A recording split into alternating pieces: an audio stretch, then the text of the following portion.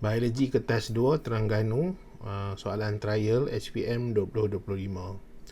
Okay, saya akan cuba bincang dengan kamu lah ya. Hopefully dapat sikit sebanyak membantu kamu untuk study SPM tahun ni. Soalan 1, pergerakan ikan dan struktur insang. Pergerakan ikan dan struktur insang. Jadi dalam gambar rajah ni kita ada W, kita ada struktur S, ada U, ada V, kemudian ada, kita nampak air masuk dalam mulut dia. Kita tengok pada soalan 1A, kenal pastri struktur U dan V. Okey, kamu bila jawab soalan ni, kamu kena mention, ataupun kalau dalam ruang jawapan tu dah ada U tu apa, V tu apa, tak ada masalah. Tapi kalau ruang jawapan tu tak ada, kamu kena tulislah U ialah lengkung insang. Okey, kena mention U tu apa, V tu apa. Kalau dalam ruang jawapan tu dah ada U tu apa, V tu apa, isi sahaja dalam ruang jawapan tu. Soalan macam ni dia tak perlu kamu nak tulis panjang-panjang, kamu just bagi tahu sahaja U tu apa, V tu apa. U ni adalah lengkung insang, V adalah filament insang. 1B, 1 otot W. Kalau ikan ni, apa otot dia? Dia mesti otot myoterm. Okey. Jadi myoterm muscle ataupun myoterm sahaja pun boleh diterima lah. Kamu akan dapat 1 markah. Kemudian terangkan fungsi otot W untuk melakukan pergerakan. Jadi otot W ni kan, otot W dia ada pada bahagian tepi sini, tepi ikan ni, dan dia ada pada bahagian sebelah sana. Dia ada bahagian kiri dan bahagian kanan pada ikan. Jadi dia bersifat antagonis ya. Apa maksud antagonis ni? Satu bahagian akan mengecut, satu bahagian akan mengendur. Satu bahagian mengecut, satu bahagian akan mengendur. Jadi kita baca jawapan dia apa. Yang ni dia suruh terangkan. Lagi, jadi bila terangkan ni selalunya dia ayat dia mesti panjang sikit. Dia bukan namakan, labelkan, nyatakan. Kalau terangkan, huraikan, maksudnya dia kena ada ayat yang lengkap lah. Saya sangat berpegang bahawasanya kamu kena jawab dalam keadaan yang dapat memahamkan pemeriksa. Ya, jangan bagi ayat yang tergantung. Bagi ayat yang lengkap. Jadi kalau terangkan, okey, ini kita ada pilihan jawapan. Okey, ada 4 pilihan jawapan ni. Jadi yang pertama, kita ada otot myoterm, kedua-dua belah badan bertindak secara antagonis. Okey, jadi dia bertindak secara antagonis, satu akan mengecut, satu akan mengendur. Kemudian apabila otot di sebelah kanan mengecut, otot di sebelah kiri mengendur. Ataupun otot di sebelah kiri mengecut, otot di sebelah kanan mengendur. Jadi boleh yang mana-mana satu. Keadaan ini menyebabkan ekor melibas. Ekor, bahagian ekor ni akan melibas. Disebabkan oleh ada lengkungan pada badan ikan. Ikan tu kalau dia bahagian sini dia mengecut, dia akan lengkung lah. Kalau sebelah sana tu mengecut, dia akan lengkung ke sebelah sana. Jadi bila dia lengkung, badan dia tu melengkung kiri, melengkung kanan, ekor dia akan turut mengibas. Bila ekor dia mengibas, apa yang dia libas? Dia libas air di dalam air kan. Jadi bila libasan tu sendiri akan menyebabkan pergerakan badan ikan tu. Okey. Jadi air ditolak ke belakang dan ke sisi, lalu menggerakkan ikan ke hadapan. Jadi ikan boleh terus ke hadapan. Okey, itu antara jawapan yang ada. Yang kamu boleh fikirkanlah yang mana yang bersesuaian. Ikan itu dapat menyesuaikan diri dengan kecederaan dan terus hidup. Jadi maksudnya ada kecederaan pada ikan. Dan sekarang ni ikan bila cedera, dia nak tak nak dia terpaksa kena jalankan juga kehidupan dia dalam air. Jadi dia nak pergi makan, dia nak berebut makanan dengan kawan-kawan, bukan kawan-kawan lah, dengan populasi ikan yang ada dalam tu. Dia nak larikan diri daripada pemangsa. Nak tak nak dia kena cepat, dia kena cekap seperti dalam keadaan dia tak cedera. Ya, jadi seperti dalam keadaan dia tak cedera. Jadi nyatakan bagaimana sirip S mengatasi masalah tersebut semasa berenang. Jadi bila dia mengalami kecederaan, dia nak cekap, nak kekalkan kecekapan dia, kepantasan dia untuk berebut makanan, untuk melarikan diri daripada pemangsa, dia kena ekor tu membengkok, mengibas dengan lebih kerap. Jadi dia kena mengibas dengan lebih kerap supaya dia dapat bergerak dengan keadaan yang sama sebelum dia cedera. Itu jawapan dia lah. Okey, soalan yang nombor 2 melibatkan respirasi. Kita ada, kamu kena baca lah ya, kena baca soalan dia. Rajah 2.1 menunjukkan aktiviti yang berkaitan dengan sistem respirasi. Rajah 2.2 menunjukkan struktur respirasi bagi dua organisme yang berbeza. Okey. Jadi tak pernah nampak saya tertinggal, tapi tak apalah. Ya. Jadi dekat 2.1 ni apa? 2.1 dia tengah berlari. Jadi berlari ni dia memerlukan kadar oksigen yang tinggi. Kalau setakat dia duduk baca buku sahaja, dia tak memerlukan kadar oksigen yang tinggi lah. Jadi ini dia ada kemungkinan berlakunya kekurangan oksigen. Jadi bila berlaku kekurangan oksigen, dia masih lagi dalam keadaan dia berlari, dia akan berlaku kekurangan ATP. Jadi ATP itu diperlukan dengan kadar yang banyak, tetapi dia tak boleh nak berlaku respirasi sel. Okey, secara aerobik menggunakan oksigen sebab oksigen kurang. Kadar pengambilan oksigen tu kurang. Jadi dia akan melibatkan hutang oksigen di sini. Okey, dan akan ada penghasilan asid laktik. Okey. Jadi kita ada 2.1 kat situ. Nyatakan jenis respirasi rajah 2.1A, 2.1B. Jadi 2.1A ni adalah fermentasi asid laktik ataupun respirasi anaerob. Salah satulah, kamu jawab salah satu. 2.1B yang ini, dia adalah respirasi aerob. Kemudian kita ada 2B, huraikan satu ciri penyesuaian yang sama bagi struktur respirasi pada rajah 2.2. Okey. Jadi dia mesti alveolus ni ya. Apa saya pun tak pasti. Hilang pula dah ya dalam niota ni. Tapi tak apalah. Jadi struktur penyesuaian bagi struktur respirasi rajah 2.2 ni, apa jawapan dia? Dekat sini dia ada perkataan ni, huraikan ciri penyesuaian. Dia ada keyword tugasan dia tu huraikan ciri. Jadi maksudnya kamu kena sebut ciri dia dulu, lepas tu huraian terhadap ciri dia tu. Okey, kena sebut ciri dulu, kena huraikan ciri, kena sebut ciri. Lepas tu kena teranglah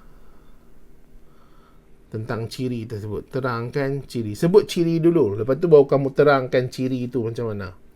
Jadi permukaan dindingnya lembab. Atau dindingnya lembab. Permukaannya lembab. Boleh mana-mana. Kamu titik. Atau nak sambung pun boleh sebenarnya. Saya lebih suka kamu titik. Okay? Saya lebih suka kamu titik lah. Keadaan ini membantu melarutkan gas respirasi. Jadi bila dia lembab, dia akan memudahkan gas respirasi itu melarut dalam dinding dia tu. Jadi maksudnya dia boleh bergerak dengan mudah di dinding permukaan respirasi ini. Okay. Yang kedua adalah struktur tersebut dia bilangan yang banyak ataupun mempunyai bilangan yang banyak. Bila dia ada bilangan banyak, menyediakan jumlah luas permukaan yang besar untuk pertukaran gas. Okey, saya highlight lah. Jadi banyak. Keyword ni kenapa penting? Keyword ni dia penting sebab dia memudahkan kita nak ingat. Kalau kita nak ingat satu ayat penuh mungkin dia susah. Jadi bila ada keyword ni dia akan lebih kuat ingatan terhadap keyword dia tu lah. Ya. Jadi jumlah luas permukaan. Okey. Luas permukaan yang besar untuk pertukaran gas. Jadi pertukaran gas tu dia lebih banyak disebabkan oleh ada struktur yang banyak ni. Seterusnya kita ada dindingnya nipis. Okey, ni lembab, ini nipis. Ni lembab, ni nipis. Bila nipis, dia memudahkan oksigen meresap ke dalam sel. Yang ni dia melarutkan. Kelembapan dia memudahkan pelarutan. Kalau nipis dia memudahkan peresapan. Kena ingat dia punya kombinasi itu. Dia kombinasi kena betul. Kalau kamu sebut tentang lembap, kamu cerita tentang dia meresap, dia tak sesuai lah. Ya, dia tak sesuai. Kemungkinan kamu akan salah. Kita pergi kepada soalan seterusnya. Terangkan kesan serangan asma kepada sistem respirasi. Terangkan kesan serangan asma kepada sistem respirasi. Jadi asma, kamu nampak sini, penyebab dia boleh disebabkan oleh bulu haiwan, asap, kesejukan. Udara yang sejuk, bila kita sedut udara sejuk tu, dia boleh menyebabkan asma. Pada orang yang ada penyakit asma lah. Okey, tapi ada orang dia tak ada masalah, ya. Dia bukan penyakit asma, orang yang kena asma tak ada masalah. Dia hidup, dia sedut bulu ke, sedut asap ke, keadaan sejuk ke, dia normal sahaja. Apa akan jadi? Dia berlaku keradangan. Otot licin pada bronkiol ni akan mengecut. Okey, bila dia mengecut, lumen ataupun ruang udara akan sempit. Ruang udara akan sempit. Jadi udara dia akan susah nak lalu pada salur udara ni untuk sampai ke alveolus. Jadi dia akan rasa chest tightness, akan rasa ketat pada dia punya dada. Dinding bronkiol membengkak atau menebal. Ini jawapan dia lah, kesan serangan. Jadi sebut terkesan tu, terus jawablah. Kena bagi dalam bentuk ayat. Sebab apa? Dia ada perkataan terangkan. Jadi maksudnya bila kita baca, kita faham tentang kesan asma tu terhadap sistem respirasi. Ya, jadi dia mesti ada penerangan. Tak boleh buat dalam bentuk satu ayat sahaja untuk jawab. Dia tak kena bagi dalam bentuk penerangan. Dinding bronkiol membengkak atau menebal. Lebih banyak mucus dirembeskan. Okey. Laluan udara atau tiup bronkiol menjadi sempit dan kecil. Okey, jadi dia lagi kecil dan nipis. Dia mengecut, yang saya tulis mengecut tu maksudnya dia, kalau dalam keadaan dia macam ni, dia mengecut lah. Dia mengecut. Lagi satu dinding dia macam ni.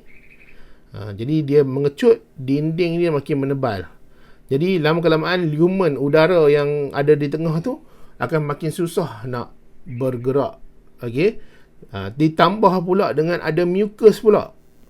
Ada mucus pula dekat situ. Ya, lagilah susah dia nak bergerak. Jadi dinding bronkiol membengkak dan menebal. Mucus dirembeskan, lebih banyak mucus dirembeskan. Laluan udara jadi sempit atau kecil. Okey.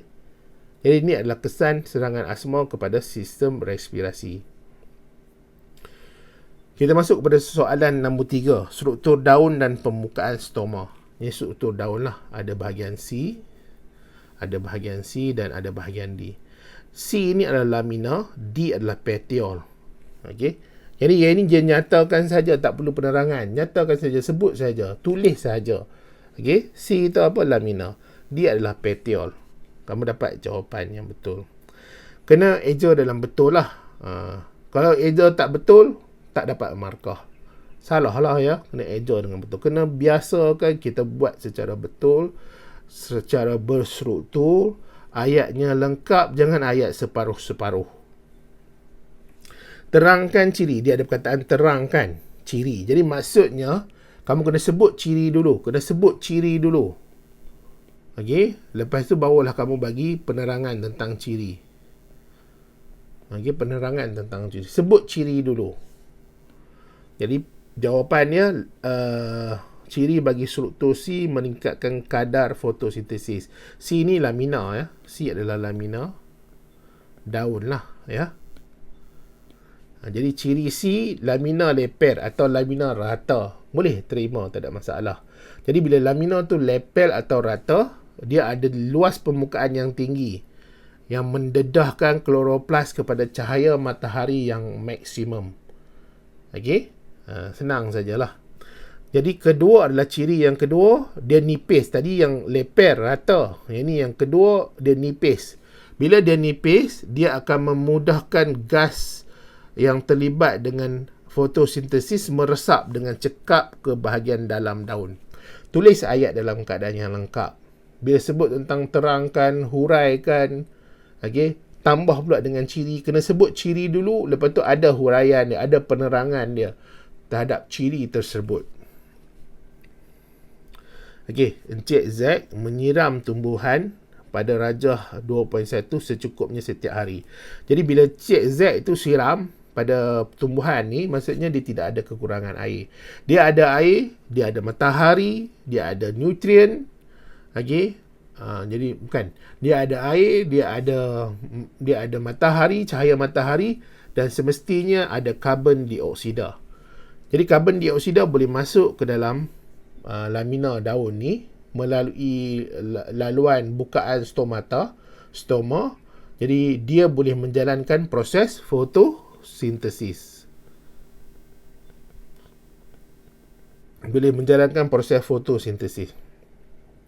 Jadi proses fotosintesis ni akan menghasilkan oksigen dan gula lah. Okey, sukrosa dia boleh menghasilkan. Ikutlah kepada tumbuhan dia nak hasilkan apa. Selalu je sukrosa lah ya. Jadi akan hasilkan gula, sukrosa. Jadi itu yang berlaku. Sekarang kita tengok, lukiskan keadaan liang stoma tumbuhan tersebut. Nampak tak ada matahari? Maksudnya waktu siang proses fotosintesis itu berlaku dan ada laluan, ada bukaan yang membenarkan karbon dioksida keluar, karbon dioksida masuk ke dalam sel. Okey, jadi kamu nampak sini ya. Jadi ada bukaan ni sini tengah-tengah. Ada bukaan di tengah-tengah ni. Jadi bukaan di tengah-tengah ni adalah liang stoma. Jadi liang stoma ni terbuka, karbon dioksida boleh masuk. Dan dia masuk, dia nak pergi ke mana? Dia nak pergi ke sel mesofil berspan dan sel mesofil palisade. Jadi sel mesofil berspan tu dia ada kloroplas, tapi tak banyak lah berbanding dengan sel mesofil palisade. Sel mesofil palisade ni yang paling banyak sekali. Paling banyak sekali kloroplas. Dan dia akan jalankan proses fotosintesis. Tapi kamu kena ingat, pada waktu yang sama, sel ni sel pengawal. Jadi sel pengawal ni juga dia mengandungi kloroplas.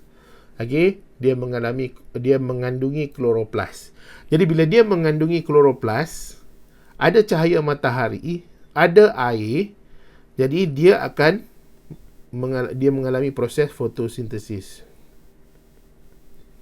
Dengan proses ini dia akan hasilkan sukrosa. Jadi di dalam ni dia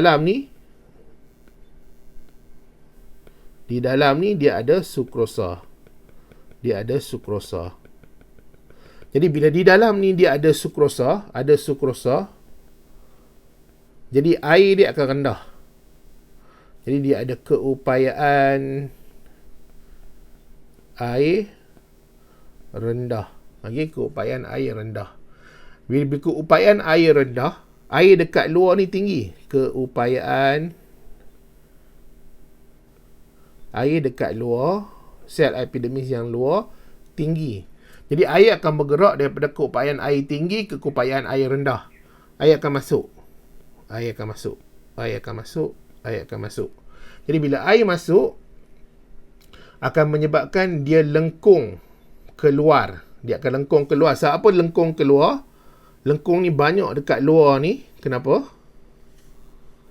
Dia akan lengkung keluar. Sebab apa? Sebab dekat bahagian dalam ni dia punya dinding sel lebih tebal. Dalam ni dinding sel tebal. Sebab dia lengkung keluar. Jadi air akan masuk. Jadi itu yang berlaku. Bila dia lengkung macam tu, dia akan ada bukaan kepada liang stoma. Liang stoma ni akan terbuka. Jadi semestinya dia mesti berlaku dulu proses fotosintesis di sel pengawal. Sekarang ni dia apa yang soalan dia? Terangkan. Ni disuruh terangkan terus keadaan liang stoma ni. Yang berdasarkan kepekatan sukrosa dalam sel pengawal. Jadi dia tak ada melibatkan ciri persuaian tak ada. Jadi tak perlu nak tulis ciri dulu, lepas tu baru nak terangkan ciri itu. Jadi tak perlu. Jadi ini terus kepada keadaan liang stoma ni. Jadi kita tengok kepekatan sukrosa dalam sel pengawal meningkat kerana fotosintesis berlaku. keupayaan air dalam sel pengawal akan berkurang. Okey, sebab apa? Sebab dia ada penghasilan sukrosa, keupayaan air akan berkurang. Molekul air daripada sel epidermis. Sel epidermis sel yang sebelah-sebelah dia. Okey, meresap ke dalam sel pengawal secara osmosis. Sel pengawal menjadi segah, melengkung keluar, liang stoma terbuka. Jadi itu jawapan dia lah, ya.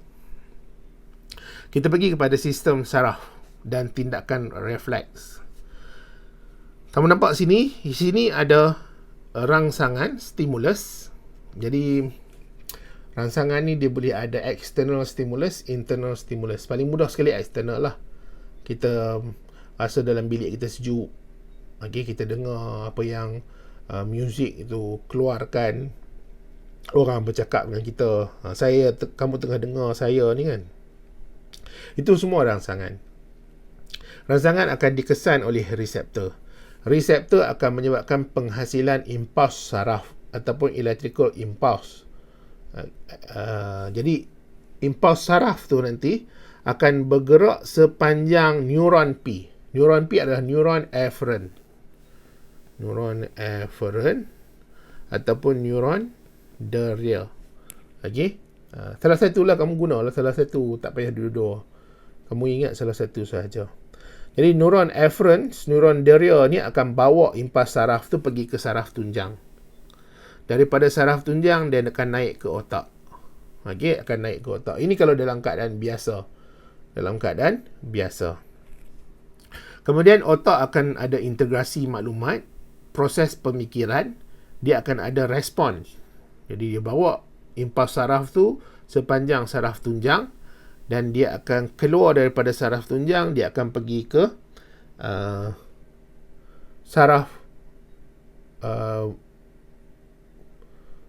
neuron motor. Dia akan pergi ke neuron motor. Ni ada neuron motor. Akan pergi ke mana? Pergi ke effector. Effector ni selalunya apa? Otot lah. Ini selalunya otot. Adalah bahagian-bahagian lain, tapi selalunya otot ni untuk tindak balas.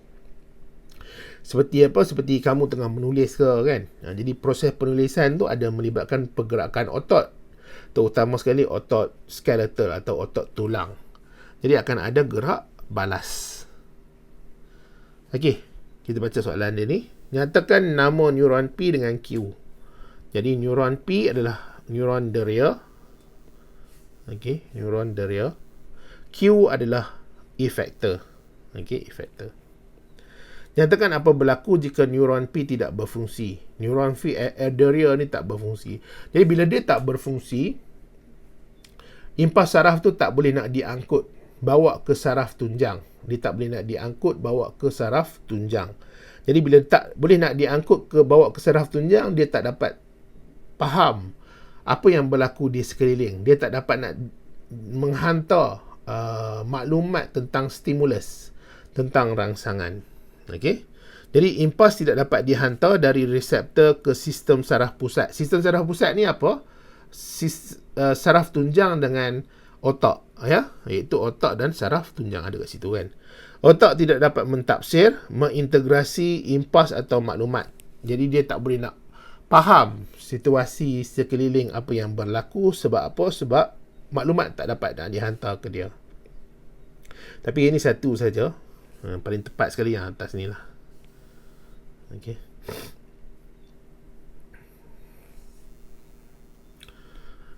Okey. Berdasarkan 4.2, terangkan pemindahan maklumat dari M ke L. Jadi daripada M ke L. Ini M. M ni selalunya macam kalau kita faham pun dia reseptor lah. Needles ni, proses cucukan tu adalah rangsangan. Jadi L ni dia adalah saraf tunjang. Okey. Saraf tunjang. Jadi bila dia saraf tunjang, di dalam dia tu ada interneuron. Okay, dia dalam dia tu ada interneuron.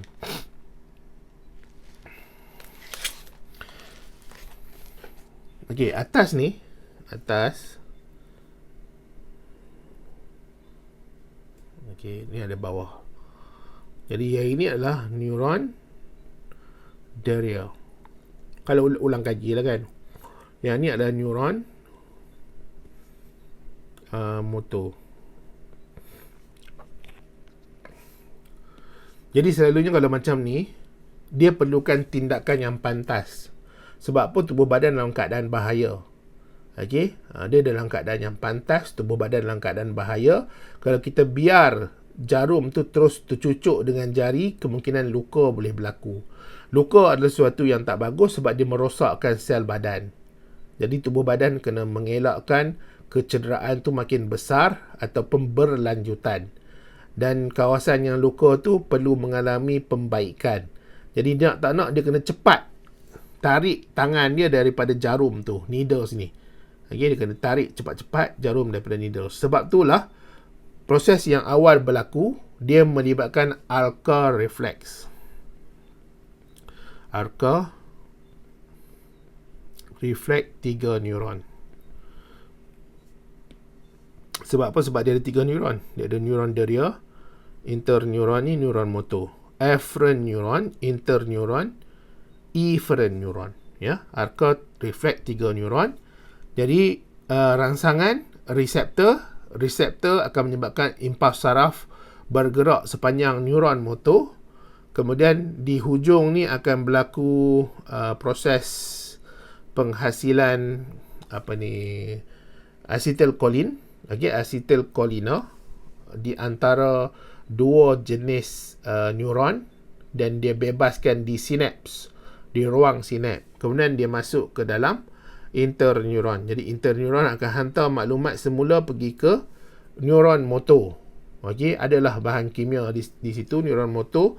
Neuron motor akan pergi ke otot, ke effector. Tangan ni akan tarik. Jadi bila tangan ni akan tarik, jadi kita akan elakkan tubuh badan dalam keadaan yang lebih berbahaya. Ya. Hopefully kamu faham lah. Ini ada dalam kamu punya syllabus. Memanglah ada kan, kalau tidak tak tanya lah saya pun. Terangkan pemindahan maklumat. Dari M ke L. M ataupun reseptor mengesan rangsangan, mencetuskan impuls saraf.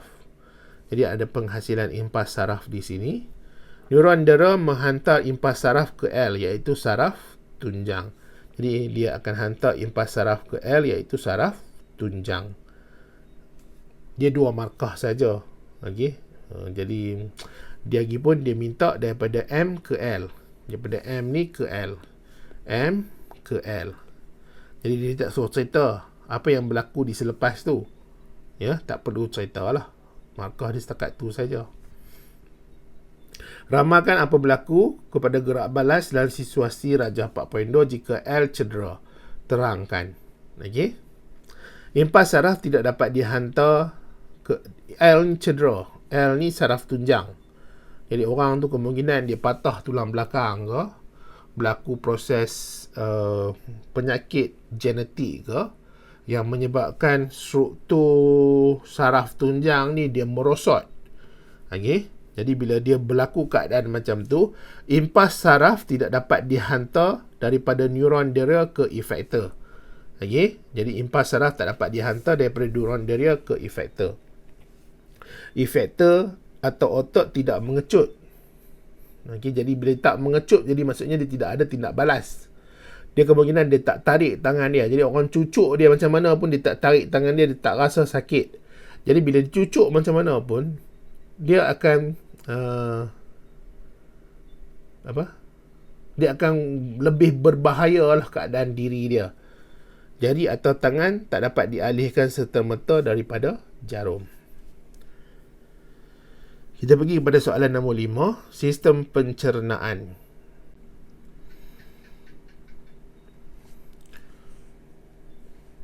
Sistem pencernaan ni ada kelenjar P, Q, organ Q.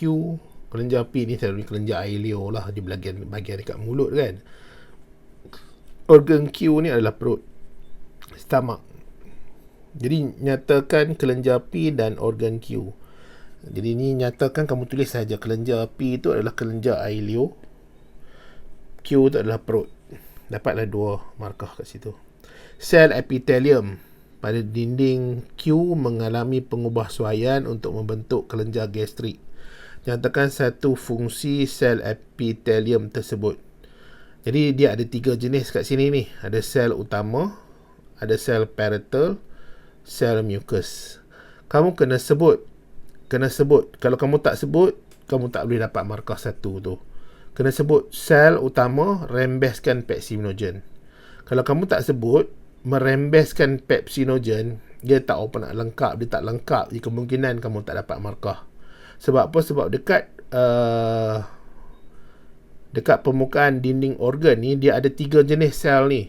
Okey. Jadi sel utama rembeskan pepsinogen, sel parietal rembeskan asid hidroklorik, sel mucus rembeskan mucus. Salah satu. Kalau terbalik tak dapat markah. Ya, tak dapat markah. Terusnya kita ada Encik S mengalami obesiti, telah menjalani pembedahan pintasan gastrik untuk mengurangkan berat badan. Terangkan bagaimana pembedahan ini dapat mengurangkan berat badan beliau. Jadi pintasan gastrik, bila pintasan gastrik ini sebenarnya dia akan mengecilkan saiz perut. Bila kecil saiz perut, tak banyak makanan boleh masuklah. Jadi dia akan kurang makan. Bila kurang makan, kuranglah dia punya pengambilan lemak, karbohidrat dan semua sekali itulah. Okay, jadi apa jawapannya? Kita kena terangkan saiz perut menjadi semakin kecil.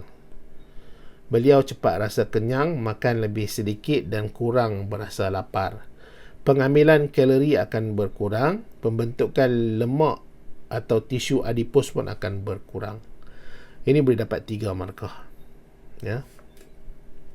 Lengkapkan jadual untuk menunjukkan perbezaan antara pencernaan fizikal, pencernaan kimia. Pencernaan fizikal ni dia melibatkan pergerakan. Okay, fizikal melibatkan pergerakan. Pencernaan kimia ni selalunya melibatkan enzim. Okay, ataupun bahan-bahan yang dihasilkan oleh tubuh badan lah. Okay, seterusnya. Pencernaan fizikal, pemecahan makanan secara mekanikal untuk membentuk butiran kecil. Kamu boleh sebut gigi ataupun lidah, ya. Jadi dia pencernaan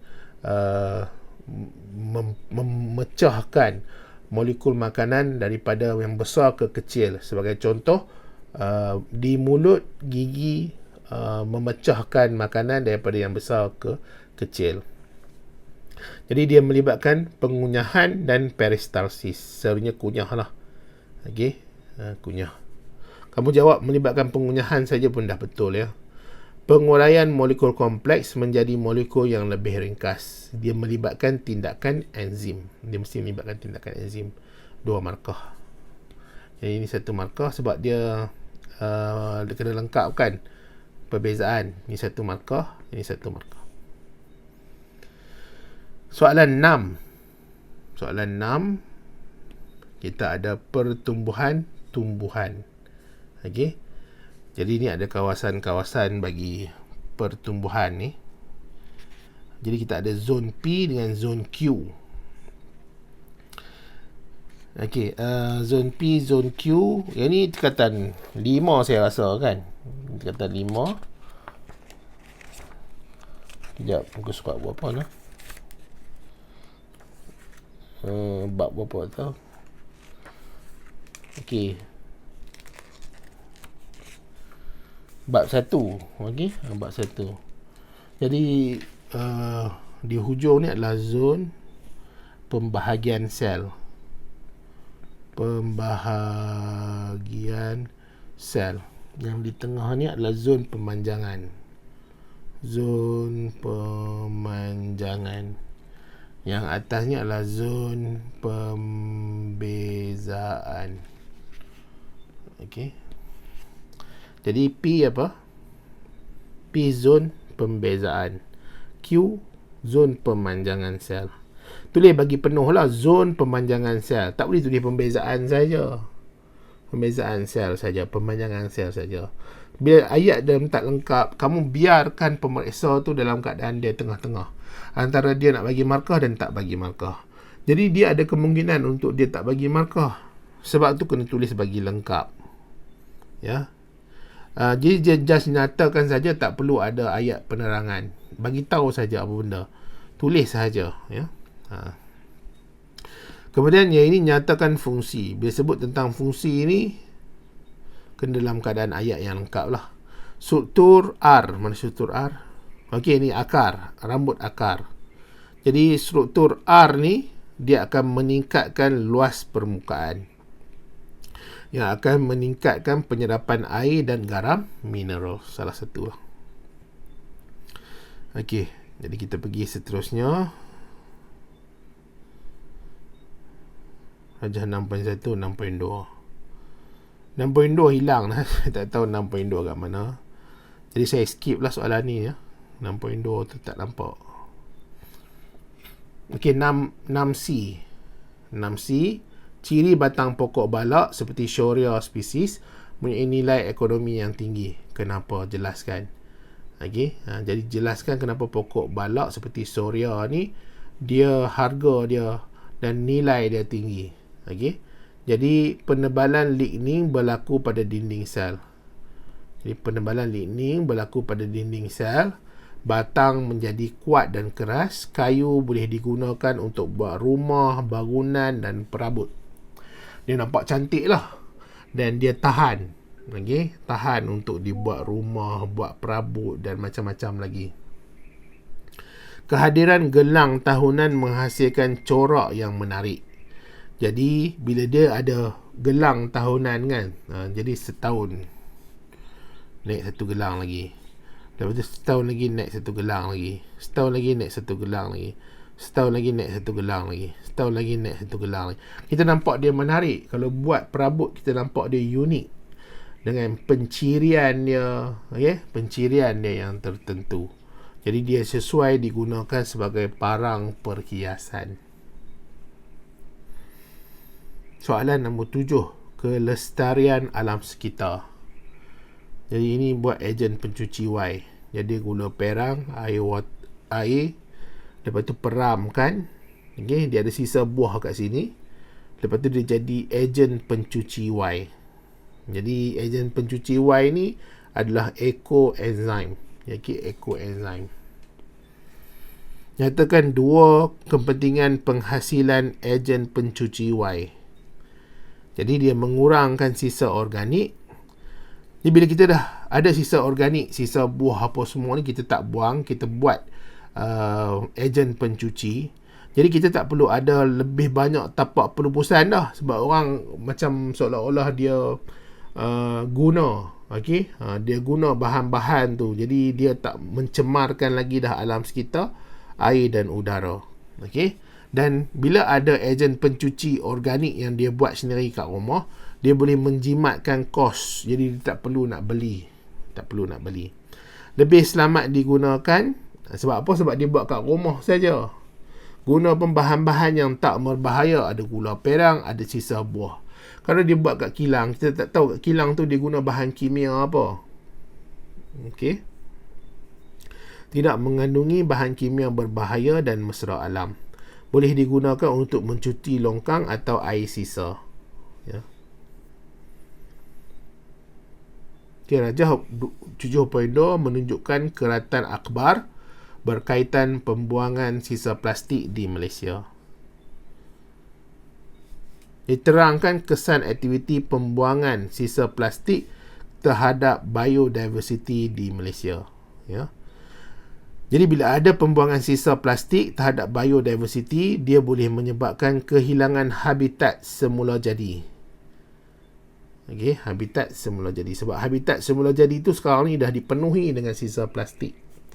Bila dia penuhi dengan sisa plastik, hidupan-hidupan kemungkinan tak boleh nak hidup dekat situ. Bila tak boleh nak hidup dekat situ, dia terpaksa kena cari kat tempat lain.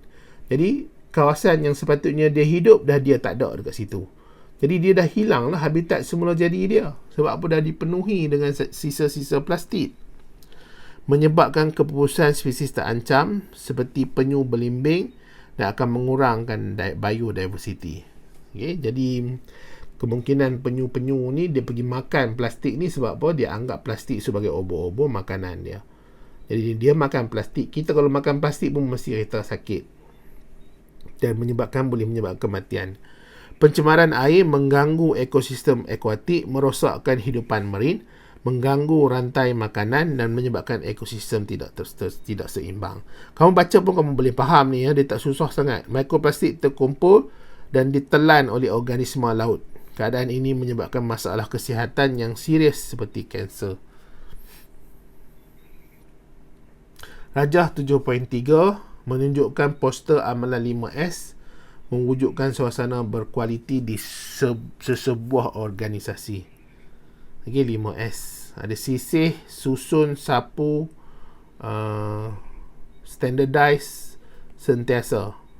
Ni apa dia ni? Standardize ni. Standardize, seragam. Okey. Jadi kamu bila jawab, kamu kena tulis sisih. Kena tulis sisih. Kalau kamu tak tulis sisih itu apa, tak tulis sisih, kamu terus jawab je, pemeriksa dia tak tahu. Yang kamu jawab tu, kamu nak terangkan bahagian yang mana. Okey? Kamu nak jawab, kamu nak terangkan bahagian yang mana. Jadi tulis sisih dulu, lepas sisih baru ada penerangan dia. Bagi jawapan dalam keadaan yang proper answer. Kamu jangan buat penilaian bahawa pemeriksa nanti pada pandai lah dia fikirkan. Tak boleh macam tu. Okay? Tak boleh macam tu. Kamu dalam keadaan kamu kena biarkan pemeriksa faham yang kamu tu sebenarnya memang faham apa yang kamu tulis tu. Ya? Bagi dalam keadaan yang lengkap. Tanpa membuatkan pemeriksa tu buat andaian untuk kamu. Jadi mengurangkan penggunaan bahan yang tidak perlu seperti kertas, plastik, alat tulis berlebihan, mengurangkan pembaziran, sisa buangan dan jejak karbon. Sisih lah kita letaklah ke tepi. Kita bagi kat orang ke apa ke. Okey? Kemudian susun. Jadi susun bahan tu secara sistematik. Supaya nanti dia kalau susun ni selalunya kita akan susun barang yang kita selalu guna dulu. Okey, kita susun barang yang selalu kita guna dulu, iaitu yang paling mudah sekali kita letak ke depan, letak pada tempat yang mudah dicapai. Barang-barang yang kita tak apa nak guna sangat, kita letak kat belakang, letak tempat yang agak susah. Okey, jadi dia kita punya susunan tu. Jadi dia akan ada mengurangkan pembelian baru, menggalakkan guna semula. Seterusnya kita sapu. Sapu tu kita bagikan dia bersih lah, tempat tu bersih. Jadi kebersihan kelas, mengurangkan pencemaran udara dalaman, menggalakkan penggunaan produk mesra alam seperti pembersih organik dan tumbuhan dalam kelas. Seterusnya seragam, menyeragamkan amalan kita semula seperti penggunaan tenaga air secara cekap, sekaligus meningkatkan kesedaran teknologi hijau. Sentiasa amalkan. Jadi benda yang kita dah buat peraturan tu, kita kena ikut lah. Jadi maksudnya ada hari kita kena sapu sampah, kita sapu lah. Ada hari kita akan susun, kita susun. Ada hari kita basuh, kita basuh. Jadi kita kena amalkan teknologi hijau, menerapkan nilai kelestarian dan sayang alam sekitar. Okay, seterusnya kita pergi pada soalan nombor 8. Ujian toleransi glukosa dijalankan terhadap wanita hamil. Aras gula darah normal ialah 3.9 ke 5.5. Selepas 2 jam bacaan glukosa jadi 10.5 seperti yang ditunjukkan pada imej asal. Jadi maksudnya dia ada kandungan gula yang agak tinggi dalam darah. Okey, 10.5. Jadi terangkan mengapa bacaan seperti Rajah 8.1 diperoleh. Disuruh terangkan. Okey. Jadi aras glukosa darah tinggi melepasi aras normal. Aras normal dia apa? Aras normal dia adalah 3.9, 5.5. 3.9 hingga 5.5. Jadi dia dah melebihi aras normal. Glukosa berlebihan tidak ditukarkan kepada glikogen. Jadi dekat mana selalunya tukar jadi glikogen ni? Selalunya pada sel hati ataupun sel otak lah. Ya. dia tukar kepada glikogen. Jadi bila dia tukar jadi glikogen, dia tak dalam bentuk glukosa lagi dah. Ya, tak berbentuk dalam glukosa. Jadi maksudnya apa? Maksudnya glukosa dalam darah tu dia kena masuk ke dalam sel di hati. Glukosa dalam darah dia kena masuk ke dalam sel dalam hati. Okey, sebelum dia ditukarkan. Tapi sekarang ni dia tak masuk ke dalam sel. Kenapa dia tak boleh masuk ke dalam sel? Sebab insulin yang dirembeskan tu tidak cukup. Jadi sel beta pankreas tidak merembeskan insulin yang mencukupi ke dalam darah. Jadi bila insulin tak cukup, darah tu tak boleh masuk ke dalam sel untuk ditukarkan kepada glikogen. Jadi sel tidak merangsang sel hati dan sel otot menggunakan glukosa dalam respirasi sel. Dan satu lagi, insulin ni juga dia boleh merangsang glukosa tu ditukarkan dalam glukosa tu digunakan dalam respirasi sel. Okey, glukosa tu digunakan dalam respirasi sel, ataupun glukosa tu ditukar kepada glikogen. Tapi itu dah ada atas dia jawapan, ya. Keadaan ini menyebabkan diabetes mellitus. Diabetes mellitus ni ada dua jenis kata saya, type 1 dengan type 2. Okey. Kita pergi pada rajah 8.2. Menunjukkan struktur nefron dalam ginjal manusia. Okey, ini struktur nefrons dalam ginjal manusia. Jadi bezakan kandungan bahan M, bahan yang dalam struktur M dan air kencing. Okey, air kencing. Air yang dibuang tu nantilah apa perbezaan dia. Jadi struktur M mengandungi asid amino glukosa, air kencing tidak mengandungi asid amino dan glukosa. Dia sebenarnya bukan kata tak ada langsung, kemungkinan ada. Okay, tapi untuk orang yang sihat, dia tak apa nak ketara sangat, dia tak banyak sangat, ataupun dia kemungkinan tak ada. Sebab apa? Sebab berlakunya penyerapan semula, reabsorption. Okay, penyerapan semula. Tapi kalau orang tu sakit, air kencing ni kemungkinan ada gula, ada amino acid. Okay, jadi siapa yang kena diabetes mellitus tu, kalau dia kencing, kemungkinan semut-semut akan hurung dekat dia punya air kencing. Sebab apa? Sebab ada gula kat situ, ya. Tapi kalau dia normal, dia tak ada masalah apalah, tak ada lah sangat, ya. Jadi struktur M mengandungi asid amino dan glukosa, air kencing tidak mengandungi asid amino dan glukosa. Semua atau 100% semua amino asid dengan asid amino dengan glukosa diserap semula ke dalam kapilari darah. Dia masuk ke dalam kapilari. Dia asalnya datang daripada kapilari darah. Ni kapilari darah ni. Ini kapilari darah. Okey, dia darah tu akan ditolak nanti, akan ada ultraturasan.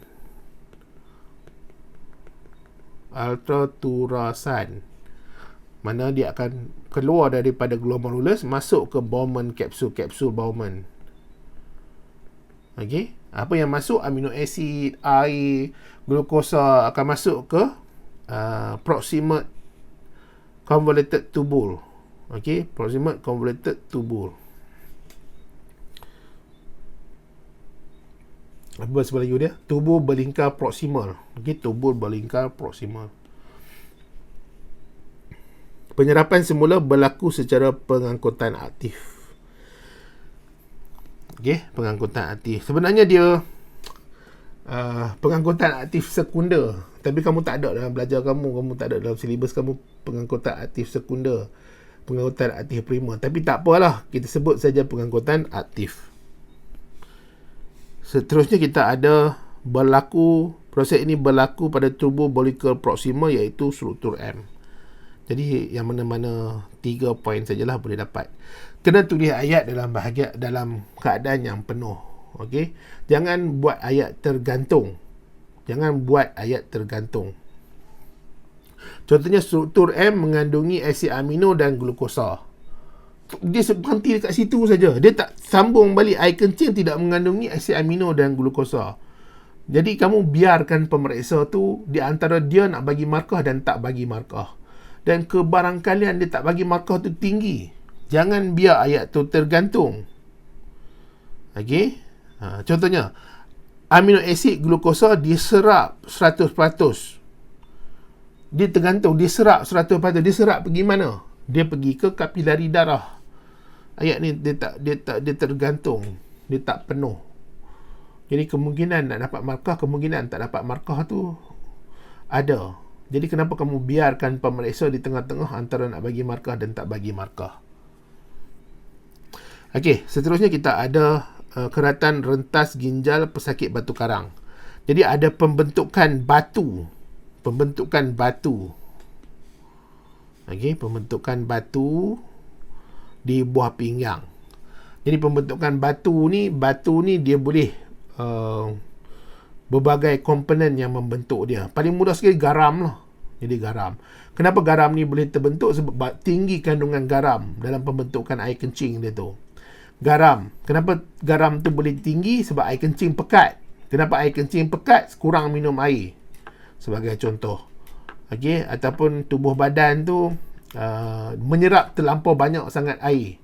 Dia serap semula air terlampau banyak. Bila serap semula terlampau banyak air kencing akan jadi pekat. Dia kemungkinan ada masalah melibatkan hormon.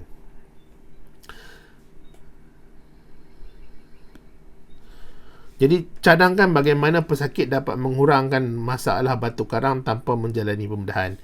Jadi saya cakap tadi dia kurang minum air kan. Kat sini dia ada minum banyak air setiap hari. Dia sebenarnya tak, kalau orang tu dia kena ada masalah tentang air kencing, dia pekat, tak apalah dia minum banyak air.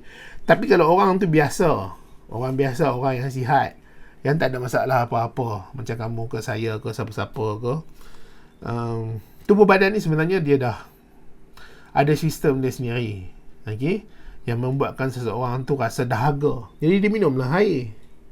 Kalau dia tak dahaga, kalau dia tidak dahaga, dia tak perlu minum air. Ya, tu kadang kena perhatikan jugalah. Apapun susah jugalah sebab setiap individu tu berbeza. Kurangkan pengambilan daging merah, makanan tinggi protein. Jadi dia melibatkan nanti ada uric acid.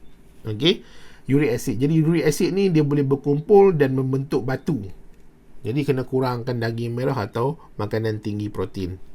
Bila kurang daging merah, makanan tinggi protein ni, dia akan merendahkan uric acid lah secara mudahnya lah. Tapi tubuh badan ni dia tak semudah tu. Tapi boleh lah. Ni ada ayat-ayat jawapan untuk SPM. Kurangkan pengambilan garam, makanan diproses ataupun makanan jeruk. Sebab apa? Sebab dia menggunakan garam dan gula yang tinggi. Kurangkan makanan tinggi oksalat seperti bayam, kekacang, coklat dan keledek. Dan oksalat ni dia boleh membentuk batu karang di dalam buah pinggang. Okey, bahagian B nanti kita sambung. Itu hanyalah bahagian A sahaja saya terangkan. Ya. Pada video yang kedua lah bahagian B.